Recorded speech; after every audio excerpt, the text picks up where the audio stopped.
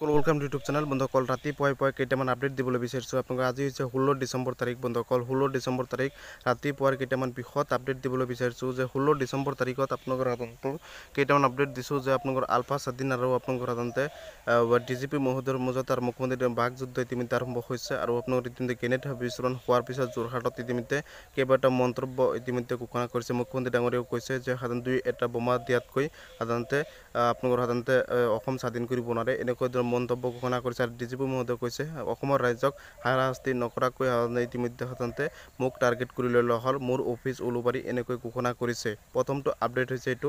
তাৰপিছত আপডেটটো হৈছে দ্বিতীয়খন আপডেট মই লৈ আহিছোঁ। তাৰ আগতে মই এটা অনুৰোধ জনাই দিম, আপোনাৰ প্ৰতিদিনে মই 7টাকৈ আপডেট, মই দিনৰ প্ৰতিটো খবৰ 7টাকৈ আপডেট মই একেলগে দিবলৈ চেষ্টা কৰোঁ। সকলোৱে মোক ছাপোৰ্ট কৰিব, চেনেলটো ছাবস্ক্ৰাইব কৰি দিব। অসম চৰকাৰৰ প্ৰতিটো আপডেট মোৰ চেনেলৰ পৰা পাব। সকলোৱে অনুৰোধ জনাইছোঁ চেনেলটো ছাবস্ক্ৰাইব কৰিবলৈ বন্ধুসকল। সকলো অনুৰোধ জনাইছোঁ। দ্বিতীয়খন আপডেটখন হ'ব যে আপোনালোকৰ সাধাৰণতে দ্বিতীয়খন আপডেট এইটো যে বহুত গুৰুত্বপূৰ্ণ হ'ব যে আপোনালোকৰ সাধাৰণতে ইতিমধ্যে ৰেচন কাৰ্ডখন 1 জানুৱাৰীৰ পৰা বন্ধ হ'ব বুলি ইতিমধ্যে যিটো প্ৰচাৰ চলিছে এইটো একেবাৰে শুদ্ধ, 100% শুদ্ধ।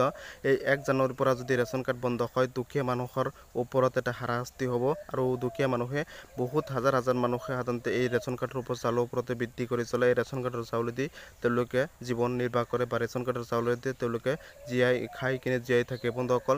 আৰু বহুতৰ খেতি বাতিও নাই। চহৰ অঞ্চলতো বহুত দুখীয়া মানুহ আছে বা গাঁও অঞ্চলতে বেছিকৈ দুখীয়া মানুহ আছে। আৰু গাঁও অঞ্চলত দুখীয়া মানুহৰ খেতি বাতিও ইমান নাই আৰু খেতি বাতি সকলোবোৰ চমুচা পেজ আগৰ নিচিনাকৈ খেতি বাতি ইমান নাই। দ্বিতীয়খন আপডেট আপোনালোকক মই জনালোঁ যে ৰেচন কাৰ্ডৰ ওপৰত বৃহৎ মাধমৰ জনাইছে আৰু 1 জানুৱাৰীৰ পৰা এই ৰেচন কাৰ্ডসমূহ বন্ধ কৰি দিয়া হ'ব বুলি ইতিমধ্যে ঘোষণা কৰিছে আৰু ইতিমধ্যে সকলোৱে গমেই পাইছে। আৰু বন্ধ কৰি দিয়াৰ পিছত কি পদক্ষেপ লয়, যে অসম চৰকাৰে এই ৰেচন কাৰ্ড বন্ধ কৰি দিয়াৰ পিছত কি পদক্ষেপ লৈ টকাই দিয়া হ'ব নে আকৌ পুনৰ মুকলি কৰি দিয়া হ'ব, এতিয়ালৈকে কিন্তু ৰেচন কাৰ্ডৰ ওপৰত অসম চৰকাৰে গুৰুত্ব দিয়া নাই। কিন্তু বন্ধ কৰিব বুলি ইতিমধ্যে 1 তাৰিখৰ পৰা বন্ধ হোৱাটো 100% হ'ব ইতিমধ্যে ঘোষণা কৰি পেলাইছে। সকলোৱে গমেই পাইছে। ভিডিঅ'টো শ্বেয়াৰ কৰিবলৈ অনুৰোধ জনালোঁ। তৃতীয়খন আপডেটখন ৰাতিপুৱাই তৃতীয়খন আপডেট আপোনালোকক মই লৈ আহিছোঁ যে তৃতীয়খন আপডেট হ'ব যে অসম চৰকাৰ যিটো সাধাৰণতে 2 লাখ 5 লাখকৈ 3 লাখকৈ টকা দিয়া হ'ব, এই টকাসমূহ আপোনালোকৰ সাধাৰণতে ইতিমধ্যে 18 বছৰৰ পৰা 40 বছৰলৈ সাধাৰণতে বয়স সীমা ধৰি দিয়া হৈছে। যি কোনবোৰ ল'ৰা ছোৱালীয়ে পাব, যে এই টকাসমূহ সাধাৰণতে কোনবোৰ কেণ্ডিডেটে পাব, এই টকাসমূহ যিসকল কেণ্ডিডেট সাধাৰণতে ব্যৱসায় বাণিজ্য কৰে বা আপোনালোকৰ সাধাৰণতে দৰ্জি, চিলাই মেচিন, কাপোৰ দোকানী, সৰু গেলামালৰ দোকান, তাৰপিছত আপোনালোকৰ হাঁহ পালন, কুকুৰা পালন, তাৰপিছত ফিচাৰী বা আপোনাৰ মীন পালন, এইবোৰ যিসকলে সাধাৰণতে সৰু ব্যৱসায় কৰে তেওঁলোকৰ বাবে এপ্লাই কৰিবলৈ ইতিমধ্যে প্ৰচেছ লৈছে আৰু ইতিমধ্যে নিদৰ্শন দাঙি ধৰিছে আৰু ইতিমধ্যে লিংক এক্টিভ কৰি দিছে অসম চৰকাৰৰ ফালৰ পৰা। কোনবোৰ ল'ৰা ছোৱালী এপ্লাই কৰিব পাৰিব, কোনবোৰ কেণ্ডিডেট এপ্লাই কৰিব পাৰিব 2 লাখ 5 লাখ টকা পাবৰ বাবে ইতিমধ্যে ঘোষণা কৰিছে আৰু আপোনালোক সকলোৱে এপ্লাই কৰি আছে। ক্ৰাইটেৰিয়া হিচাপত এপ্লাই কৰিব পাৰিব।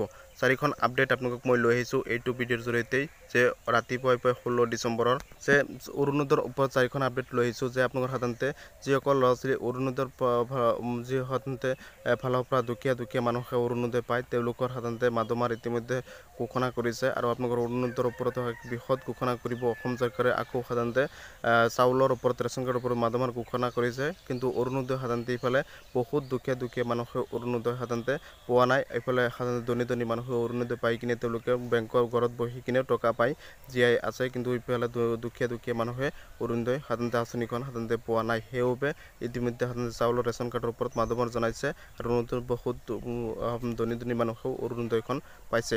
5 নম্বৰ আপডেটখন লৈ আহিম এইটো ভিডিঅ'ৰ জৰিয়তে ৰাতিপুৱাই 16 ডিচেম্বৰ। সেইটো হৈছে আপোনালোকৰ সাধাৰণতে যিটো সাধাৰণতে আপোনালোকৰ সাধাৰণতে গোটৰ লোন দিব বুলি যিটো সাধাৰণতে মুখ্যমন্ত্ৰী ডাঙৰীয়া কেইবাবাৰ ঘোষণা কৰিছে। 40 লাখ সাধাৰণতে মহিলাক 10,000কৈ টকা যিটো গোটৰ লোন দিব বুলি ইতিমধ্যে ঘোষণা কৰিছে।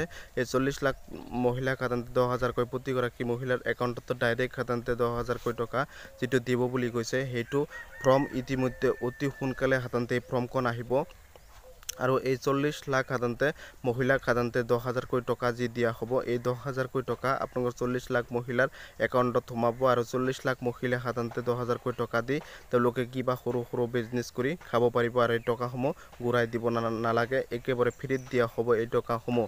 আৰু আপোনালোকৰ সাধাৰণতে মুখ্যমন্ত্ৰী ডাঙৰীয়া ঘোষণা কেইমাহমান আগতে কৰিছে আৰু যিটো ৰেজিষ্ট্ৰেশ্যন হৈ গৈছে, কেইমাহ আগতে ৰেজিষ্ট্ৰেশ্যন হৈ গৈছে, এই ৰেজিষ্ট্ৰেশ্যন হিচাপত সকলোৱে এপ্লাই অনলাইন কৰিব পাৰিব আৰু অফলাইনত ফৰ্ম এখন দিয়া হ'ব আৰু আপোনালোকৰ গোটৰ সাধাৰণতে CRP হাততে আপোনালোকৰ সাধাৰণতে প্ৰতিগৰাকী সাধাৰণতে গোটৰ সাধাৰণতে 10জনকৈ কেণ্ডিডেট থাকে 10জনকৈ কেণ্ডিডেট আপোনালোকৰ অফলাইনত ফৰ্ম ফিলআপ কৰি জমা দিব লাগিব অতি সোনকালে এইটো মাহতে আপোনালোকৰ ফৰ্ম ফিলআপখন কৰিবলৈ দিয়া হ'ব অসম চৰকাৰৰ ফালৰ পৰা এইটো বাল পদক্ষেপ অসম চৰকাৰক ধন্যবাদ জ্ঞাপন কৰিছোঁ আৰু আপোনালোকৰ সাধাৰণতে ৰাতিপুৱাই 16 ডিচেম্বৰত আপোনালোকৰ সাধাৰণতে 5 নম্বৰ আপডেটখন লৈ আহিছোঁ 16 ডিচেম্বৰৰ 5 নম্বৰ আপডেট এইটো হৈছে আপোনালোকৰ সাধাৰণতে যে ৰাজনীতিকৰ ওপৰত মই জনাইছোঁ যে গোটেই ভাৰতবৰ্ষৰ ওপৰত 6 নম্বৰ আপডেটটো এইটো হ'ব যে গোটেই ভাৰতবৰ্ষৰ ৰাজনীতিকৰ ওপৰত যে ইতিমধ্যে কংগ্ৰেছ যে অতি সোনকালে সাধাৰণতে ইণ্ডিয়া এলায়েন্সে সাধাৰণতে চৰকাৰ গঠন কৰিবলৈ যাই আছে নেকি এনেকুৱা ধৰণৰ সাধাৰণতে পদক্ষেপ লৈছে আৰু বিজেপি চৰকাৰ কেইবাখনো ৰাজ্যত আছে কিন্তু বাকী বেছিভাগ ৰাজ্যতে সাধাৰণতে কংগ্ৰেছ চৰকাৰ বা বেলেগ